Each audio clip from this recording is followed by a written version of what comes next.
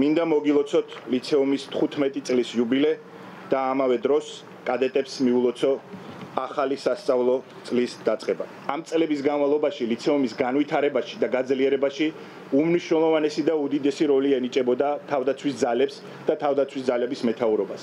იმიტომ რომ თავიდანვე ჩაყრილი საფუძველი, სწორი საფუძველი იმისათვის რომ ჩამოყალიბდეთ სწორ მოქალაქეებად, ჩამოყალიბდეთ მომავალ ოფიცრებად, ძლიერ ოფიცრებად, ზუსტად ამის გასაძლიერებლად მუშაობს თითოეული ჩვენთაგანი. კადეტთა ლიცეუმის დაარსებიდან დღემდე ჩვენ ეტაპობრივად მივიწევთ დასახული მიზნებისაკენ, რომლებიც თავდაცვის ძალების მოთხოვნებს და ჩვენი ახალგაზრდების უკეთესი მომავლის შექმნას ემსახურება.